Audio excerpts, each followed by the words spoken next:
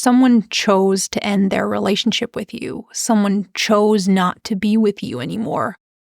They left out of their own free will.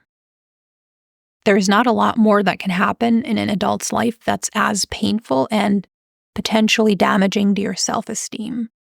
A breakup can leave you feeling rejected, discarded, abandoned. You not only miss your ex, you also miss feeling good about yourself.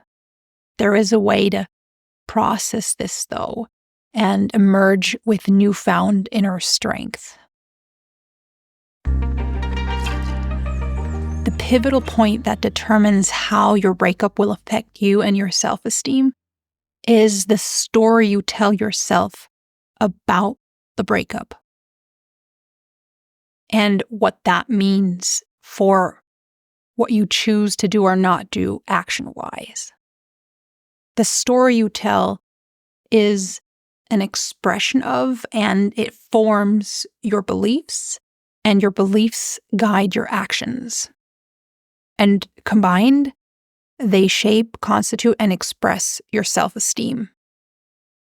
Next, I want to talk you through stories you might be inclined to tell yourself about the breakup, and choices, actions, and behavior you might feel stuck in that negatively affect your self-esteem. And I want to explain how you can turn this around so that your self-esteem isn't damaged, but perhaps even strengthened by this experience.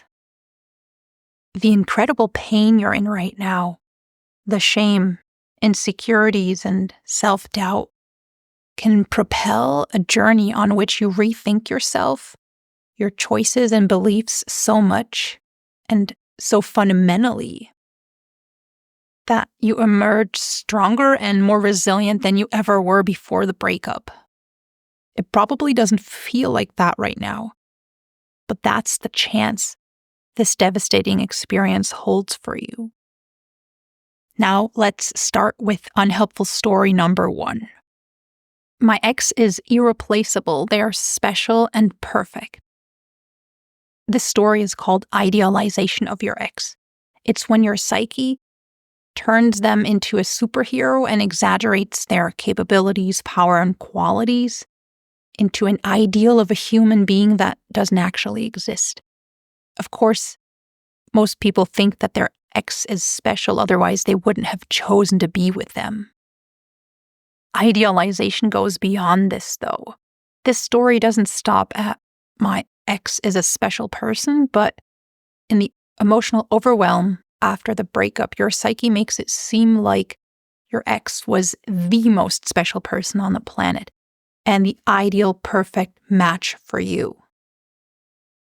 You might be inclined to go along with this version of reality because it has emotional, psychological, mental advantages. One of these advantages is that it explains the scope of your pain and devastation. Your pain may be so overwhelming and confusing that no other version of reality, no other explanation seems to make sense other than the story about your ex having been your ideal partner and now you lost them. This can feel so true because in the intensity of your pain and the despair of the aftermath, any little thing your ex does affects you deeply, whether or not they text, when or if they're coming over to get something from your previously shared home.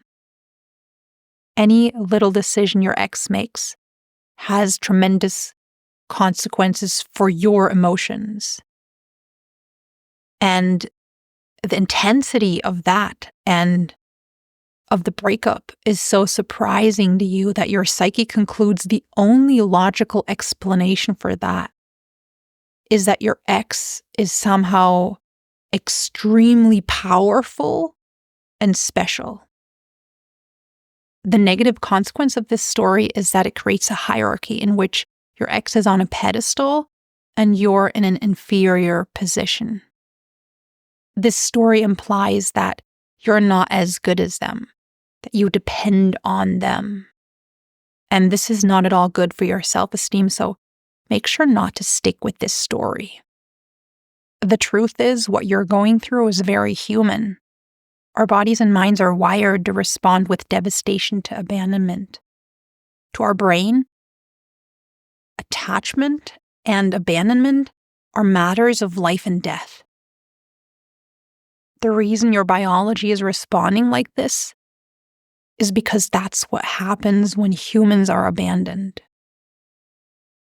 It's not because of your specific ex. You'd feel this deep pain even if your ex were somebody else. Your ex is probably not a superhero. They're probably a regular human being, and this power they have over your emotions right now actually originally came from you. You gave them that power when you got together with them. That's what happens when we enter a relationship. We make ourselves vulnerable. Your ex isn't better or more important than you on an existential level. Your existential equals. You're important, you matter, and you're a good person. Number 2, I single-handedly ruined everything. This story is centered around ruminations about what you did wrong, what you may have done wrong, and what you could have done differently. You might notice how, instead of relaxing into your bed in the evening, you're lying there rethinking every word you ever said and anything you ever did and what you could or should have done differently. The subconscious benefit of these ruminations is that they give you a sense of pseudo-control over the situation and hope.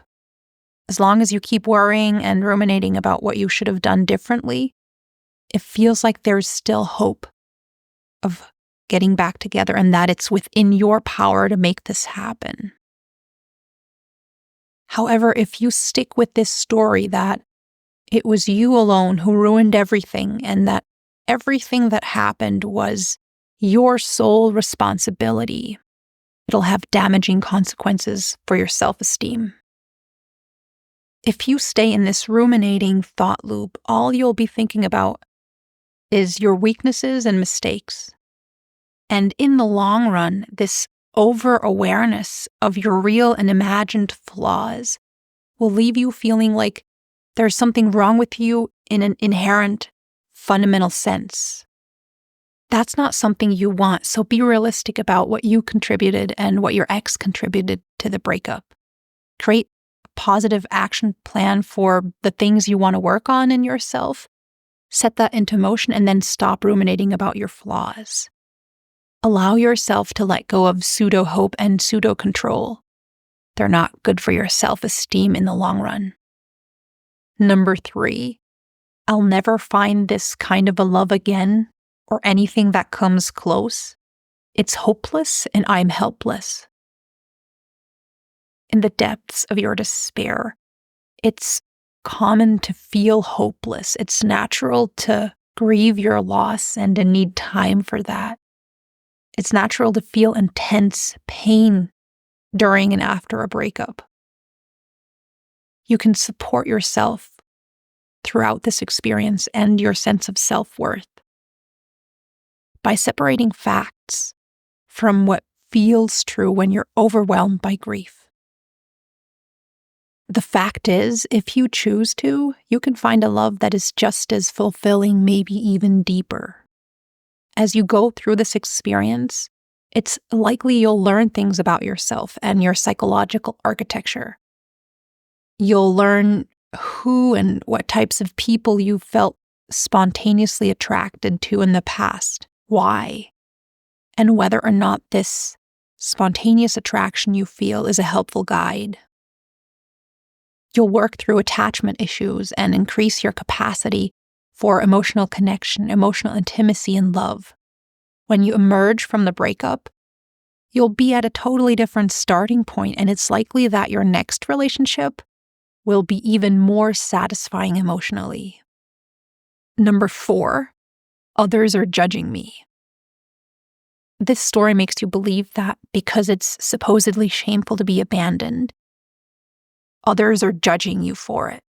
It makes you feel ashamed of being alone, of going out alone, thinking that if others see you out and about all alone, they'll think that you're alone because something's wrong with you, that you're not desirable, and that you failed. If you believe these thoughts, you'll probably feel inclined to stay at home and isolate. The combination of these thoughts and actions is poison for your self-esteem. So instead, focus on kind friends and family that are supportive. Remind yourself that strangers at a restaurant or the movies have no way of knowing why you're there on your own. And even if they did, only a small percentage would actually judge you for it. Most would probably celebrate you taking positive action on your behalf. You're not single because you're undesirable, but because you're going through change and personal growth. Number 5, I'm unworthy of love. I saved the worst story for last. This narrative is at the heart of the shame of being abandoned, and also a crucial element of all the other stories and part of what makes them so harmful. If your pain after this breakup is very intense, it's likely that it's not only about this breakup, but that other older wounds have reopened as well. You may fear that the breakup is a confirmation of your worst fears of being undesirable, unlovable, and unworthy of love and connection and belonging. To heal these old wounds, you can look into inner child work, either with self-help or a professional or both. Whatever you choose to do, the most important thing to aim for is strengthening your conviction of your fundamental worth and lovability. You can also browse through my self-esteem playlist to help yourself with that. Till next time, take care, and remember to activate your inner self-leader to make intentional choices about the story you tell yourself about this breakup and yourself, and what you choose to do as positive actions.